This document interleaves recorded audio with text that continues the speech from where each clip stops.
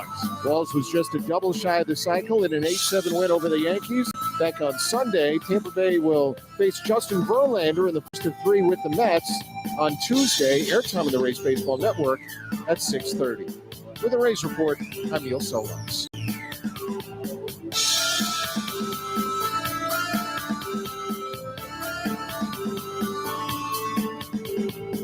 Catch the Rays all season on the Rays Radio Network. For tickets, visit RaysBaseball.com. Pan-Hellenic News, on air live every Wednesday at 4 p.m. at 106.1 FM. Pan-Hellenic News, radio program from the Pan-Hellenic Federation of Florida. Wednesday at 4 p.m. Greek news, entertainment and culture. Για νέα και για τον ελληνισμό. Μείνετε συντονισμένοι. Stay tuned.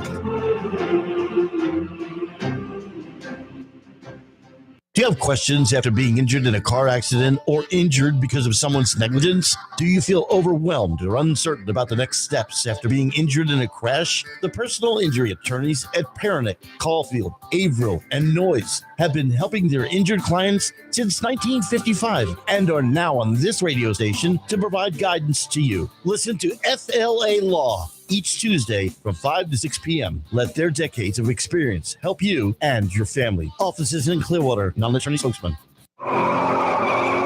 You may be owed some money. After 911 and 411, call 541. That's 727-541-1741. Call Gulfstream Motorsports for a diminished value report. Due to my 28 years experience in the auto salvage business, I'm very good with wrecks. So if your car's been involved in a wreck, call me for a diminished value report. Call 727-541-1741. You may be owed some money for the lost value of your repaired vehicle. And visit us at GulfstreamMotorsports.com. Tune in to the Shrink and Wrap Show here on Tan Talk Radio. Our stories and our topics will include, but are not limited to, everyday issues. We're here for you, for our listeners. We want to know what's important to you. So again, don't miss us on Tan Talk Radio. Tune in again, Shrink and Wrap Show. We'll see you then. That's the Shrink and Wrap Show every Thursday from 3 to 4 p.m. right here on the Tan Talk Radio Network. This is the Tan Talk Radio Network.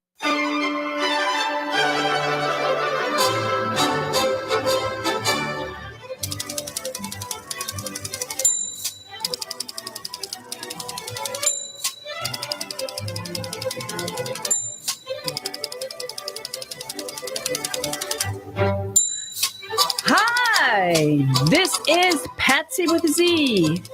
Welcome to Joy on Paper, a program for writers and those who dream of writing, and for everyone who wants to know the story behind the book. Coming to you from glorious Clearwater, Florida, the perfect place for writers to write and readers to enjoy a good book. At the bottom of the hour, we're going to be chilling out with Angela D. Coleman, and she's written a fantastic book called The Art of Chilling Out for Women. And I'm looking forward to talking to her. And it's so funny today, I have two guests who both have Angel in their name. Angela is at the bottom of the hour, and right now I'm going to turn to Angeline Booley. I am so happy to welcome you to the program, Angeline. Oh, I hope I'm. Yeah, I'm just waiting for her. Are you there, Angeline? Well, this is it's a fantastic book, and so I'm really looking. No. Wait, who's on?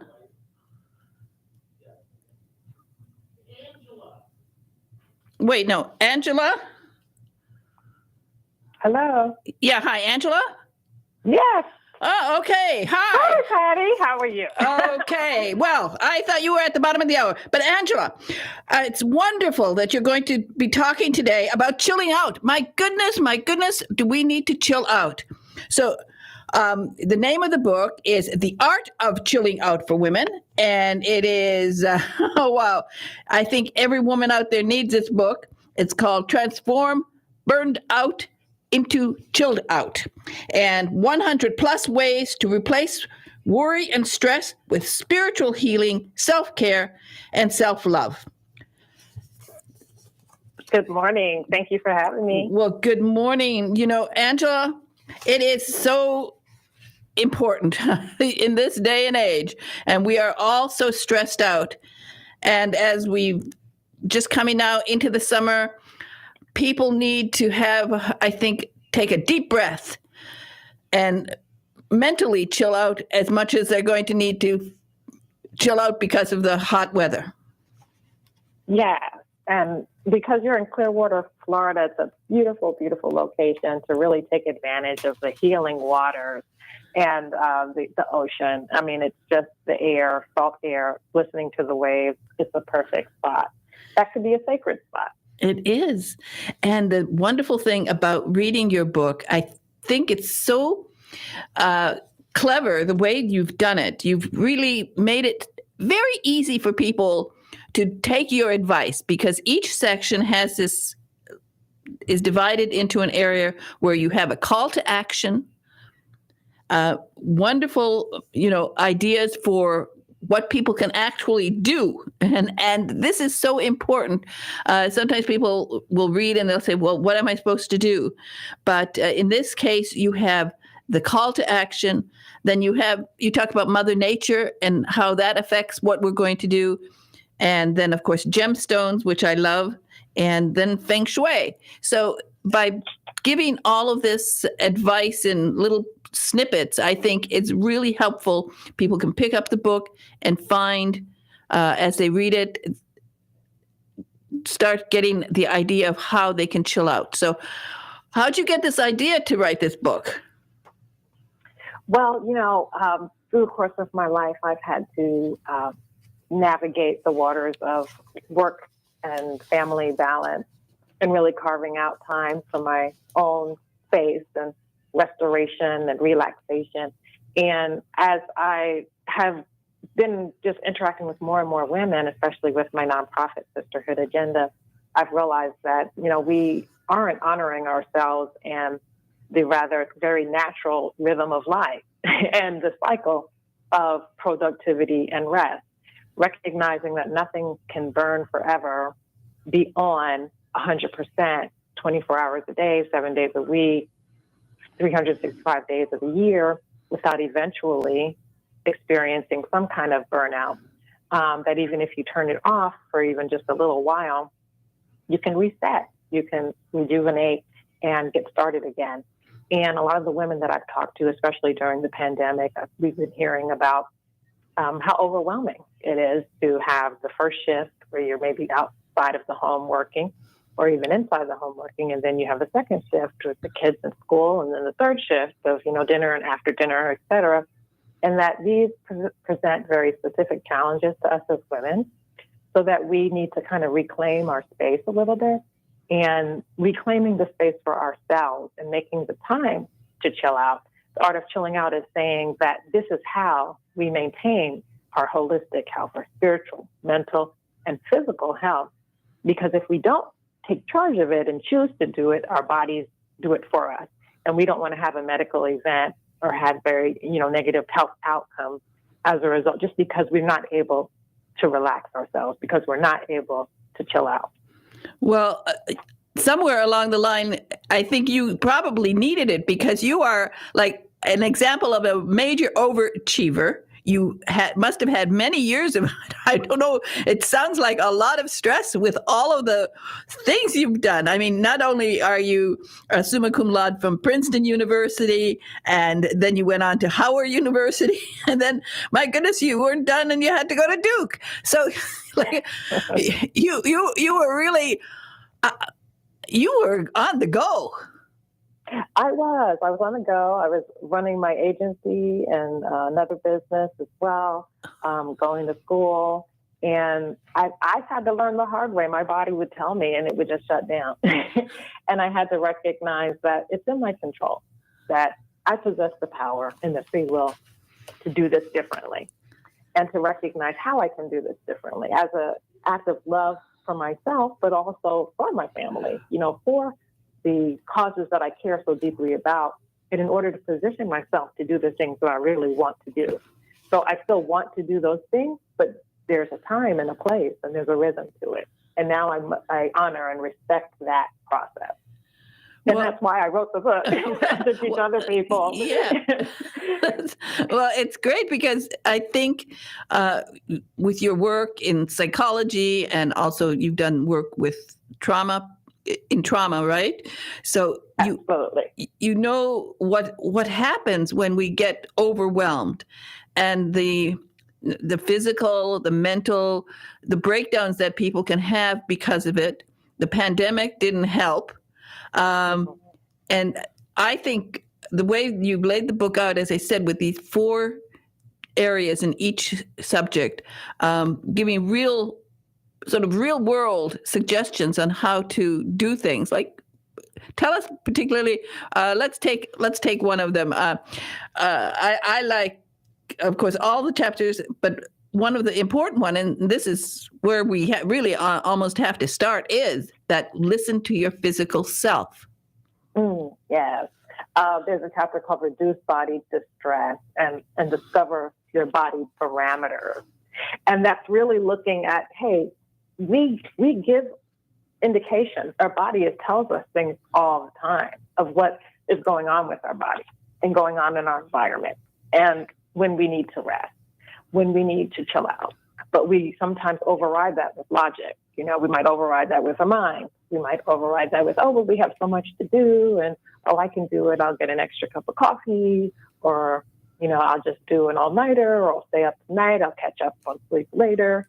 And Discover Your Body Parameters is all about your personal history, because we can't maintain a state of fight or flight. That's the survival mechanism, but it shouldn't be our everyday state. And when you're in it too long, your body can suffer from exhaustion because you're constantly ready to fight or flight. So in that state, and understanding how to de-escalate, how to find a peace and calm, we have to relearn how to do this. We knew how to do this when we were young, but we somehow got conditioned that it's okay to keep going and to override our body barometers.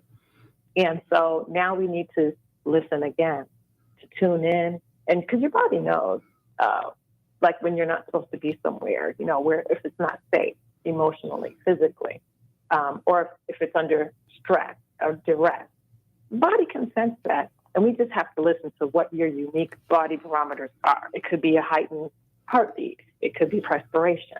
It could be a sense of humor, overwhelm, or it can be just anxiety. You can feel also negative vibrations. You can feel negative vibes. At the same time, your body will let you know when things are great and wonderful and you're happy.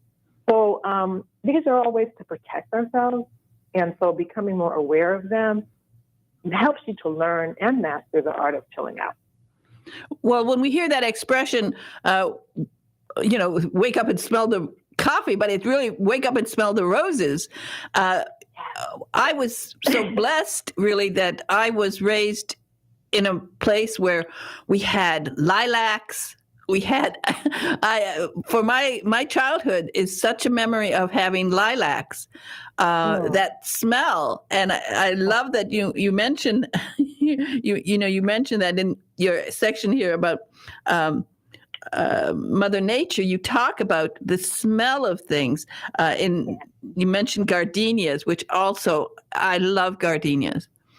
Yes. And those things are so healing. It is, and people don't realize it. And and you can actually raise gardenias because they're very expensive to buy. But I remember my sister was very popular in high school. She was really popular, and she would be going out on those days on real dates, and I don't know how she convinced guys to always bring her gardenias. And I remember, as a little girl, I would just run up to her and just snuggle against her because she would have this smell of gardenias. Oh. And gardenia, that smell, if you travel to Mexico City, there's places where there's an island or waterway where there are like millions of gardenias, and it overwhelms you, and it's so beautiful. Mhm. Exactly. And that's the thing. I was going to actually use the exact same word, is it's beauty, right? So I have a section also about beautify your life. And you can beautify your life and you can exercise the art of chilling out with what you surround yourself with, your environment, to make very conscientious choices about what's appealing to you. In each section, and it's over 100 different sections of the art of chilling out, have, as you mentioned, a holistic prescription, which is a call to action. It's Mother Nature using items in nature, herbs, etc., to chill out and towards your holistic health. But I also have gemstones. I have feng shui, and each chapter also has an affirmation. So the affirmation for like beautify your life is, when I take care of myself, I honor my beauty within, which also helps me create a beautiful home as a place where I belong. So I'm really into creating an environment in your home. And if you're at work a lot and you have a workspace in your workspace, and bringing in flowers like gardenias, like roses, will help to bring that beauty, that yin, into your life. And it also is that wood element, which is grounding, but it's also aromatherapy, and it's great for encouraging love and compassion and peace and self-worth. Jasmine is great also for spiritual awareness and self-worth and beauty. So these things are they're natural, they're in nature, you're bringing the outdoors in, and yes, you are healing effectively, and just incorporating and in unison with, in harmony with Mother Nature.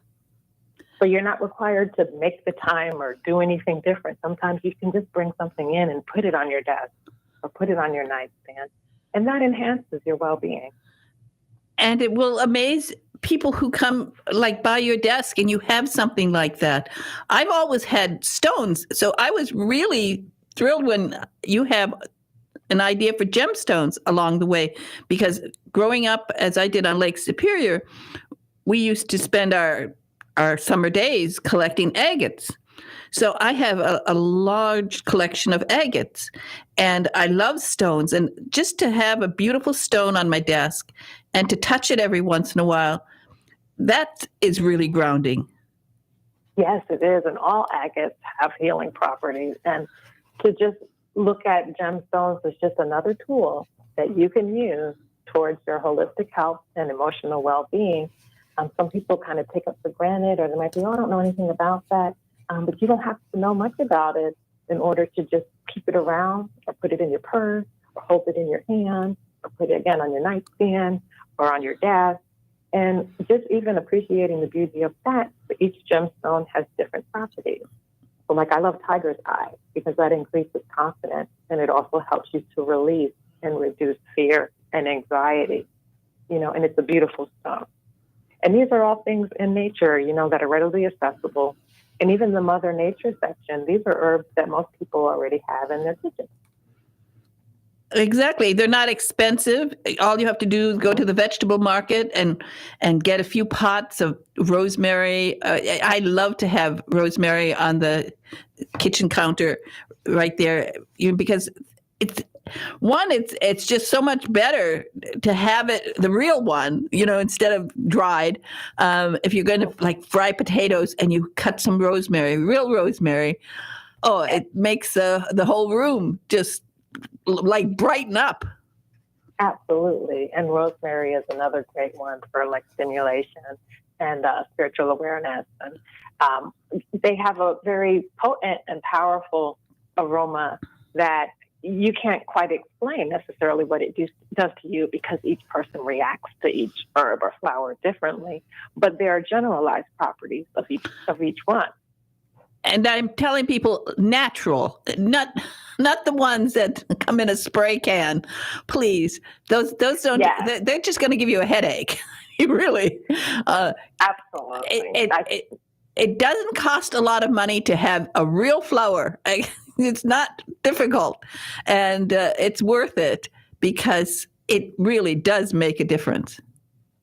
Oh, it does, and in its purest form, and in its most alive form. So a potted plant is a great example, as you mentioned, to keep by your window if you want to use it for cooking, because it'll last longer, it'll regenerate, it could be a forever plant for you. Yes, some of mine, I've had some of my plants, I think, for 20 years because, over the years, they grew. Absolutely. So if it's fun, it's healthier, and it's just so much better for your soul also, just to know that you have something living there on your kitchen counter that's not a bug. Now, I like the chapter where it's called Drive the Car. So when I first saw the title, I said, oh, good. I love to go driving. And, so I started the chapter. And I thought, what's she going to recommend? Maybe the kind of car we should drive, which would make us happy. When I got married, my husband and I had a white Cadillac, and that, I can tell you, that made me very happy. So, but this one is, explain what you're referring. Is that a cat? That's my kitty. She said, hi, I'll tell you about driving the car. Well, what does she like to go? Yeah, she wants to jump in my lap. That's all right. I like that. Having a cat is a relaxing thing. Oh, it absolutely is part of it. Petting animals brings us joy, and our little fur babies. And she's part of accepting the change. Since the pandemic, she's always wanted to be in my workspace so much more than before. In my lap, on my desk. She never did those things before, but she did it a lot since the pandemic. And so I'm adapting to that change. So CAR is an acronym, CAR. The C stands for change acceptance. The A stands for adaptive action. And the R stands for relaxation and letting go.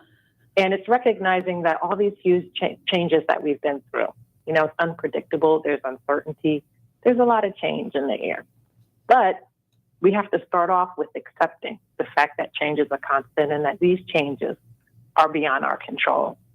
So being able to accept these changes then leads us to be able to adapt. So we can take action and say, okay, how do I respond to this change? And that's such an important aspect because you can adapt in a negative way or you can adapt in a positive way.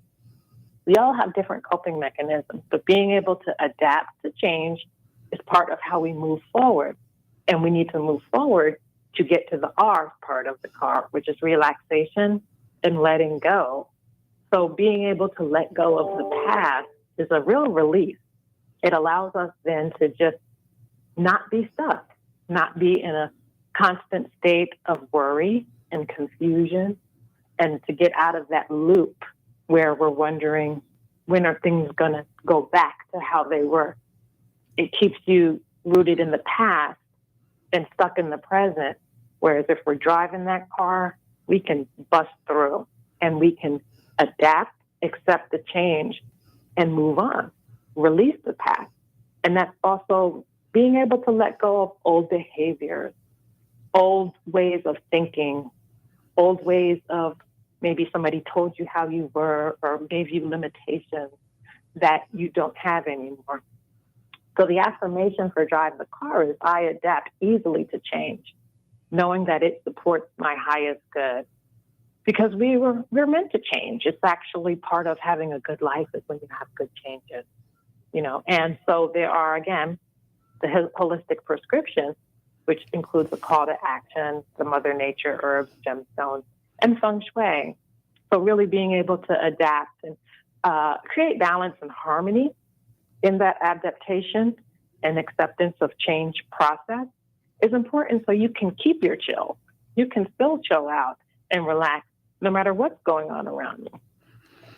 And I do like the feng shui aspect because it's true that if you declutter yourself and have things just in the right way so that the stress of your material things isn't on you. You don't have an overloaded closet that when you open the door right away you get all I don't know what I'm going to do.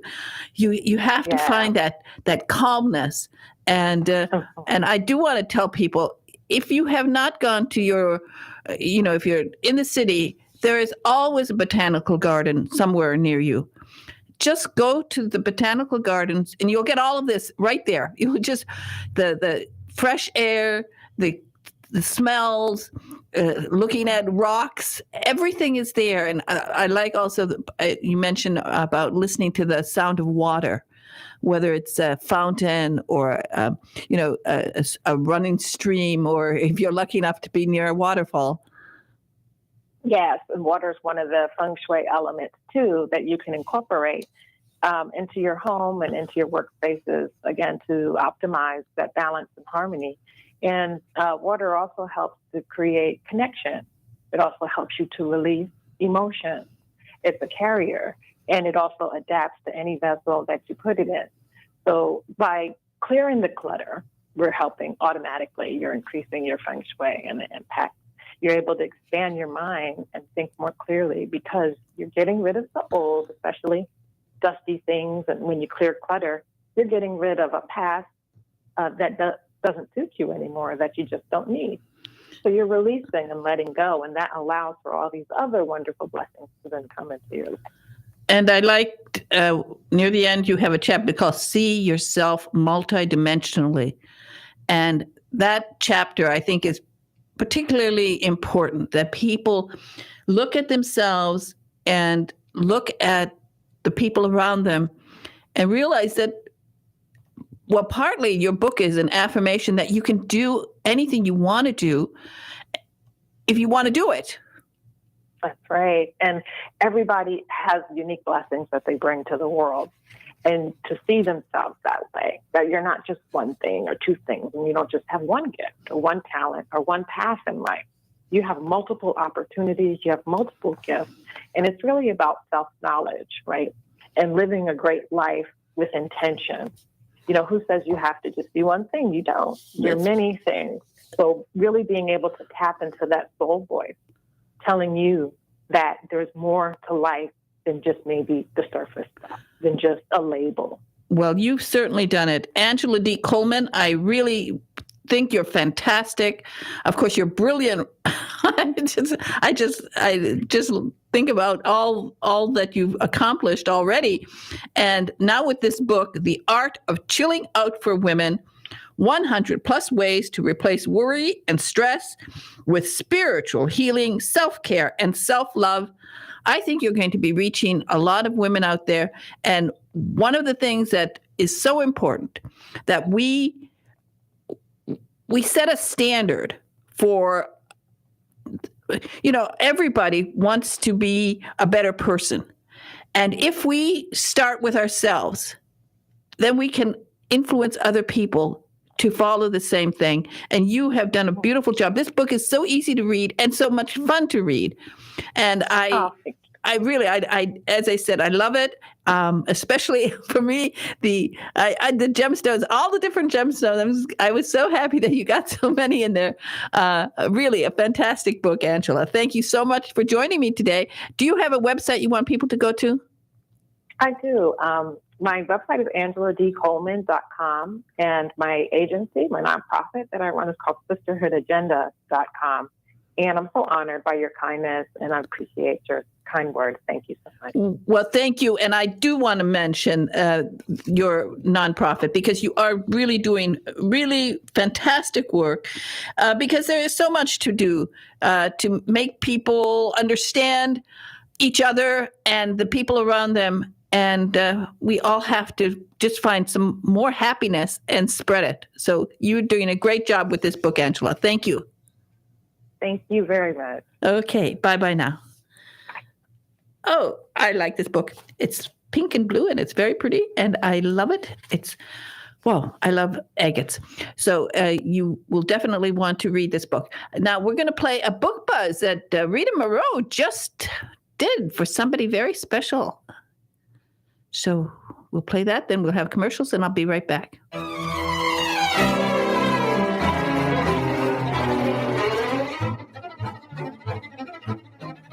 Hello, fellow mystery lovers. This is author Rita Moreau reporting for Joy on Paper with a mystery that will keep you turning the pages. Carol J. Perry's Now You See It. Sometimes 13 is a lucky number, and for fans of Witch City Mystery Series, it is with this latest installment that features Lee Barrett, the program director for Salem's WICH TV, In Now You See It, Lee and her husband, Detective Sergeant Pete Mondello, are settling into their new home. The honeymoon is over, and Lee is back on the job as program director for WICH-TV. Recently promoted to historical documentary chief executive, her first project is to promote Salem's new International Museum. Seems easy enough. She loves looking at their collection and doing research about Salem's long ago days as a shipping capital. That is until the driver of a truckload of antiquities turns up dead. Soon Lee and Pete are dredging up clues along with a hearty crew of helpers.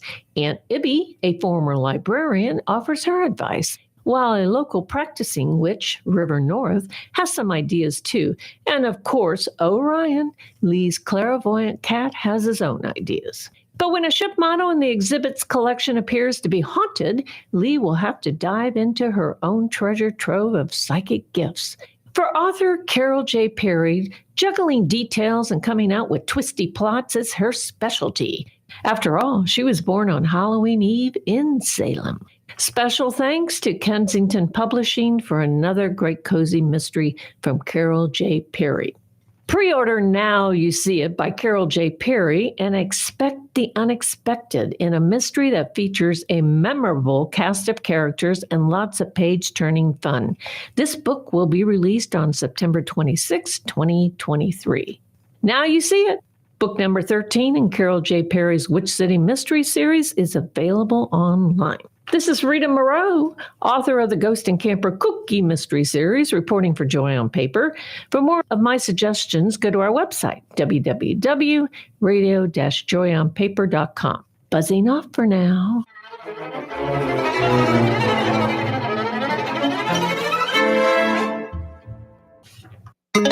This is the Tan Talk Radio Network. Have you ever faced disaster? The Red Cross is always there for you. The Red Cross responds to a call for help every 8 seconds. They have never turned anyone down. Now they need your financial support so that they can be ready to help you when the need arises. Donate online at redcross.org. Thank you. Are you an author, an artist, an inventor? Then you need to protect your valuable intellectual property. You need Larson & Larson. We have the experience and knowledge to help you with all of your legal needs, from processing trademark, copyright, or patent applications to negotiating licensing agreements and handling litigation. The attorneys at Larson & Larson in Largo, Florida can help protect you. Call us today for a no-cost consultation at 727-546-0660 or visit our website at larsonpatentlaw.com. Do you dread being called on to speak at meetings or family functions? Have you envied those who can sway an audience with well-chosen words? Do you know that people who speak well earn more money, earn more rewarding careers? Gain the confidence to master any speaking situation. Toastmasters will allow you to find your voice. Go to toastmasters.org to locate the club nearest you. This is the Tan Talk Radio Network.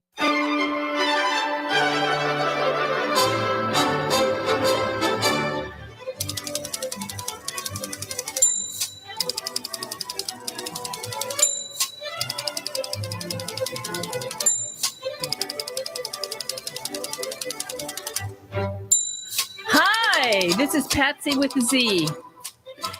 And I am back with my next guest, Angeline Booley. And the name of her book is Warrior Girl Unearthed. Hi, Angeline. Hello. Wow, what a cover. They really did a great job for you on this cover. It's beautiful. I agree. Wow. It's embossed, gold embossed. You know, that's really impressive. It's fantastic. I love holding a book with a beautiful cover in my hand.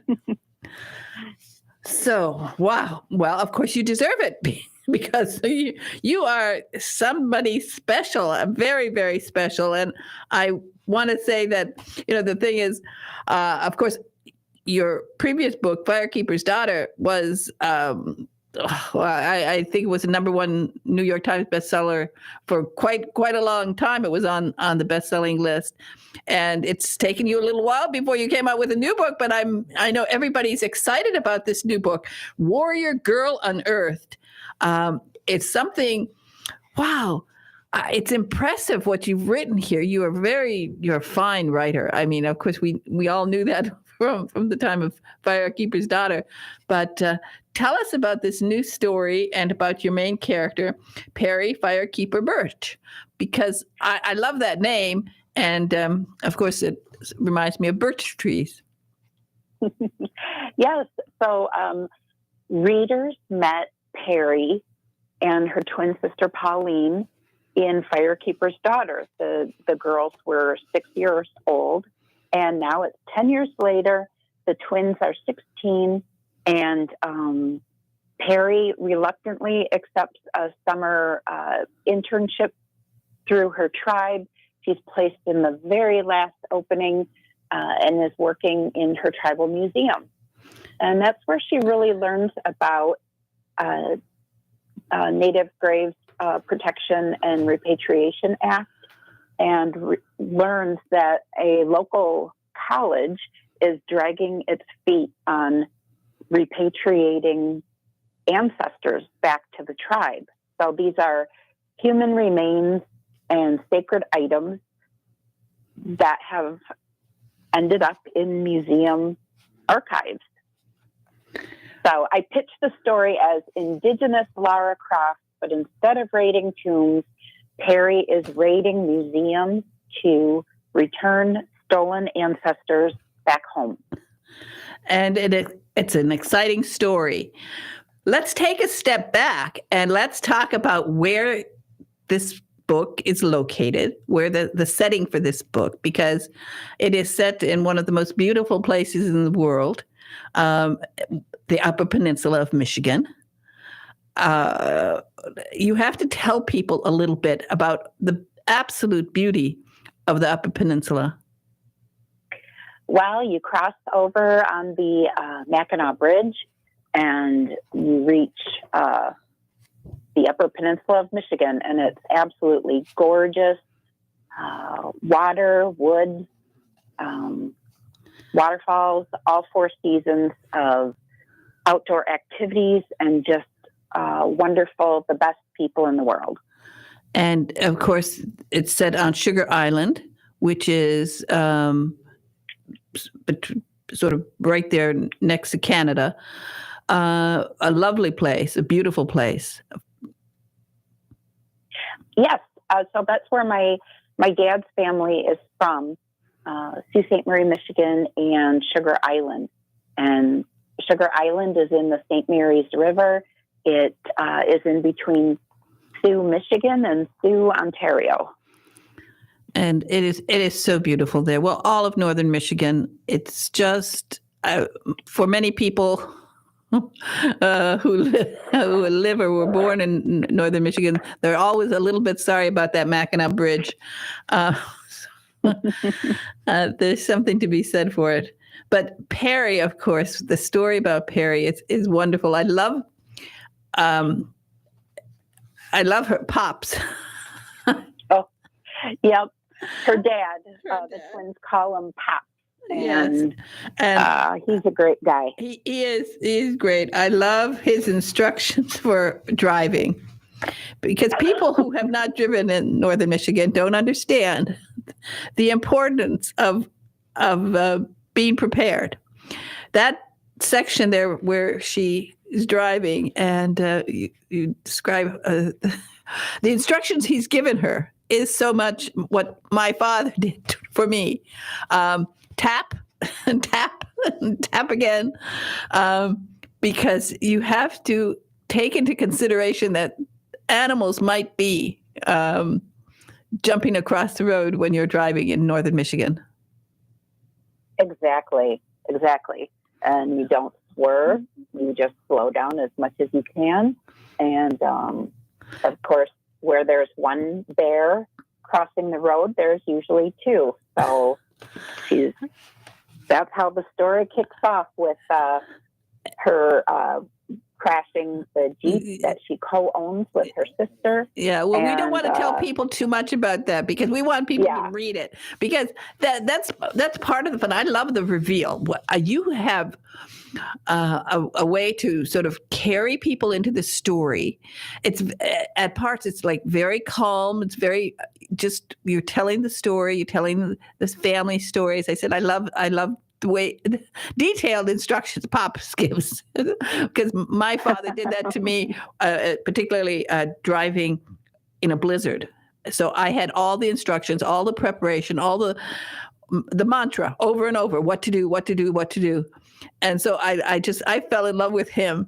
Tell us the relationship between the two sisters, because that's also beautifully written here.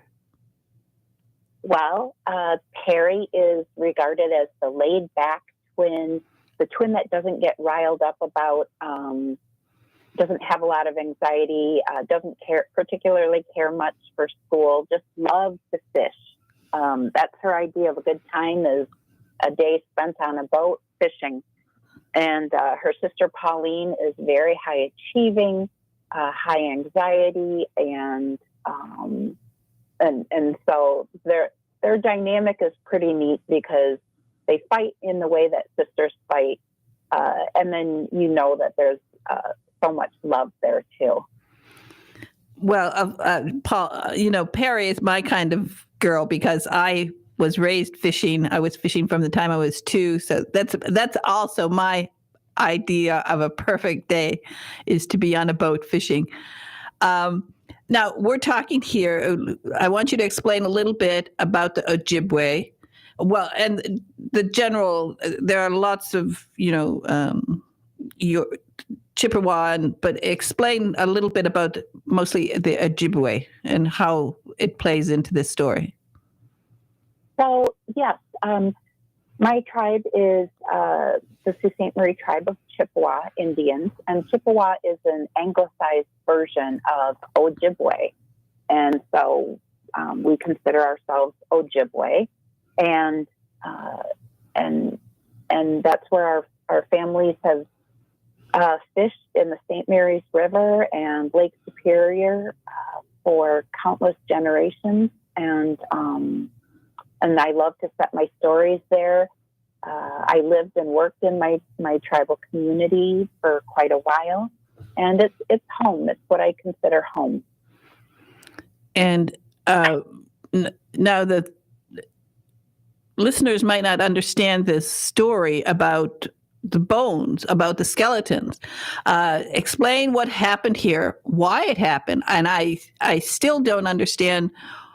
For me, I don't understand the problem of returning the bones. I mean, it doesn't make sense to me. Right. So museums and institutions acquire human remains and items either from archaeology digs or inadvertent discoveries when someone's constructing a road or something like that. But our country also has a history of a crania study that was done by the U.S. Army.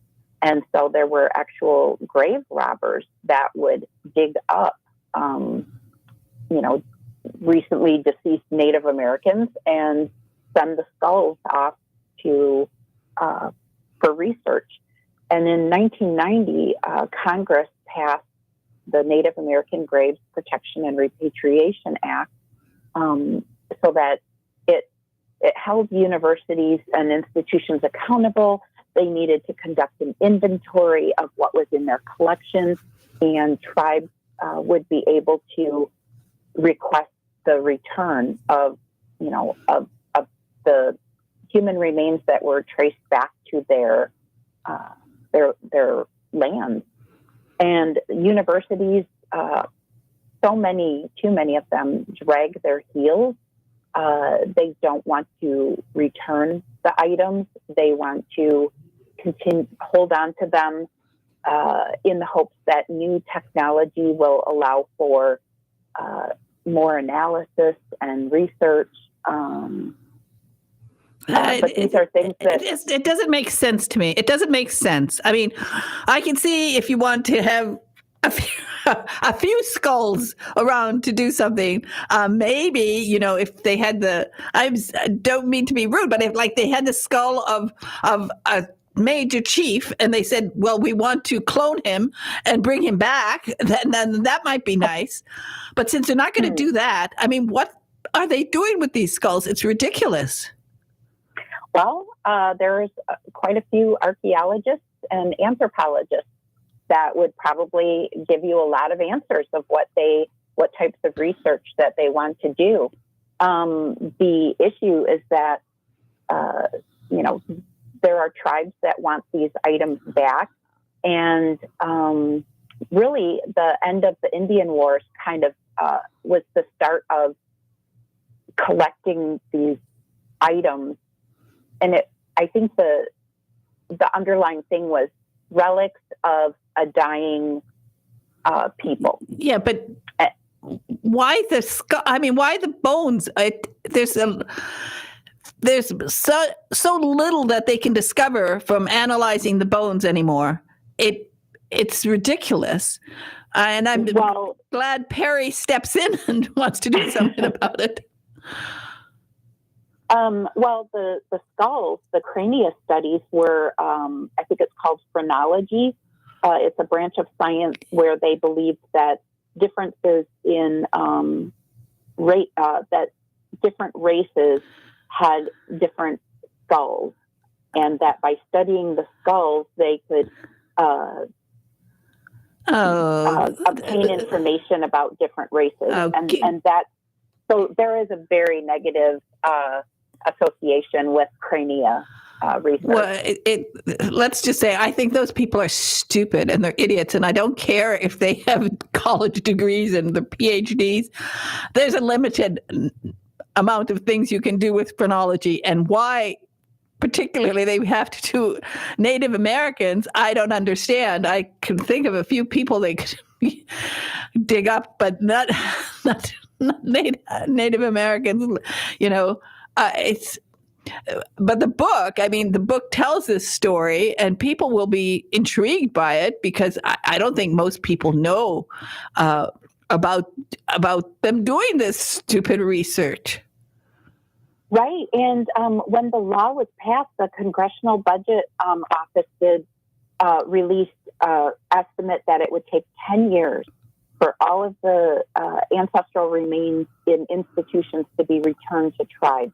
Well, it's 33 years later, and there are still more ancestors that remain in institutions than have been returned. So we're really at an uphill battle. Well, I want that all the scientists and all who are involved in this phrenology cranium study, I want them to donate their heads and see if they're going to like it. I don't think so. Right. I don't think if we say to this professor here, oh, well, you're doing this cranium study on Native Americans, but we insist that when you die, we get your head and we can... they're not going to allow that. So this sometimes, people are strange. Right. And, Perry was the ideal narrator for this story because the topic can be quite intense. And so Perry is like a breath of fresh air. If she thinks it, she says it. She is impulsive. She is passionate about things that she cares about. And so she really made for a wonderful person to be telling this story because she has such a lightness and an inner joy to her that I really needed to balance out the story. Yeah. I'm glad you used that word joy because that's what I also found in her.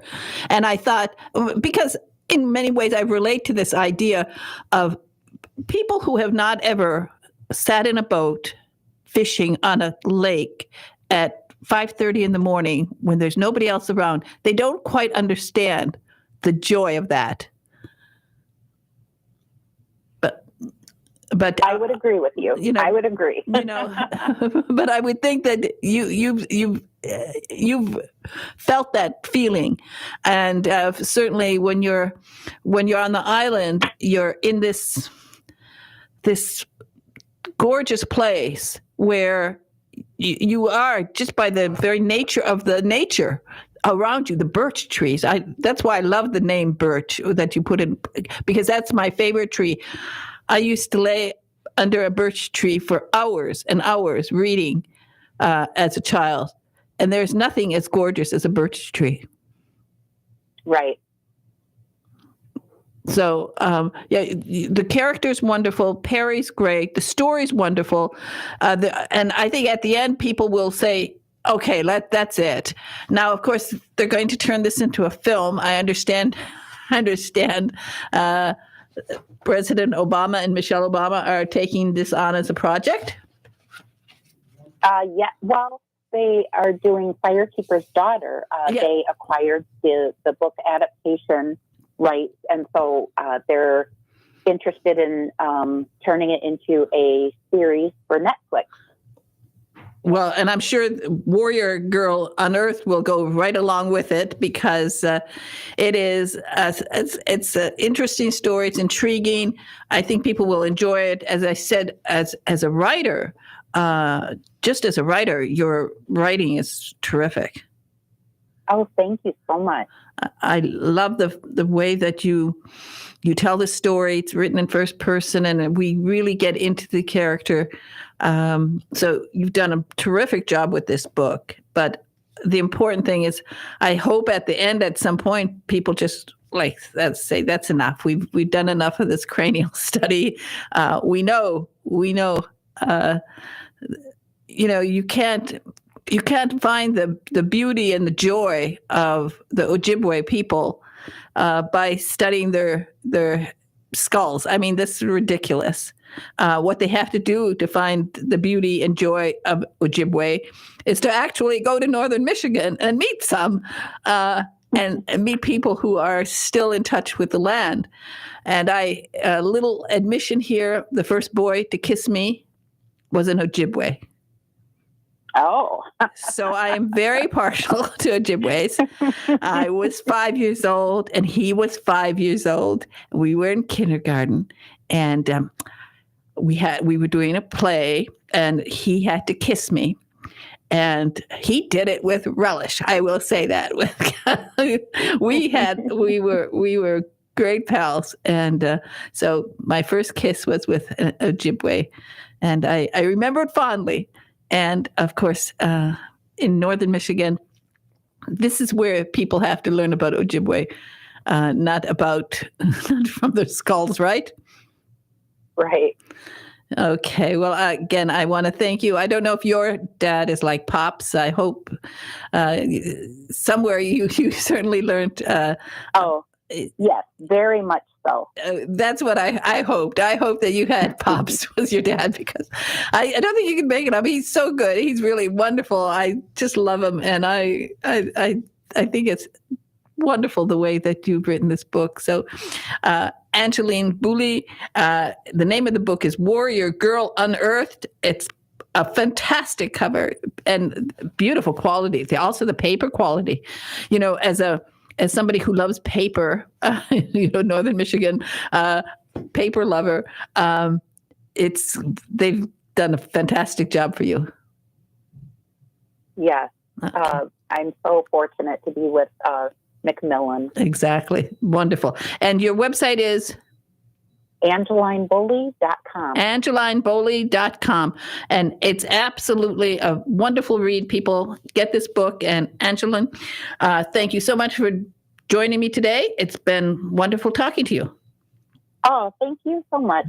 Okay. You take care now. And are you headed up north for the summer? Memorial Day weekend, yes.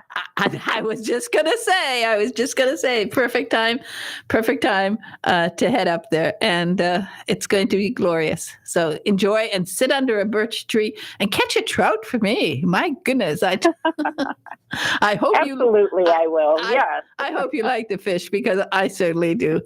Anyway, again, thank you so much. Okay. All right. Take care. Bye. Bye now. Bye. Okay. Oh, wow. Somebody who's going to be. Oh, I love it. Trout. That's, oh, my goodness. Very, very interesting. Anyway, I'm glad we did the book buzz today for Carol J. Perry. Make sure that you pre-order her book. It's going to come out in September. But everybody, remember what I always tell you. One of the joys of life is to see your words on paper, to hear them spoken in an audible book, or if you're very, very lucky, to hear those magic words, lights, camera, action, and your book will be turned into a major motion picture, streaming video, or perhaps a series on the Hallmark Channel, like I am hoping for Carol J. Perry, and or like for Angeline Woolley. The Obamas are picking her up. My goodness. Anyway, say something nice to somebody today, and I will say something nice to Big Ed in the control room. Thank you so much, Ed, for everything. And everybody, remember, he saluted me. I saluted him because I should have been a general. Everybody, have a wonderful, wonderful day. It's gorgeous. Go and smell some jasmine. Go and smell something, gardenias. Bye-bye.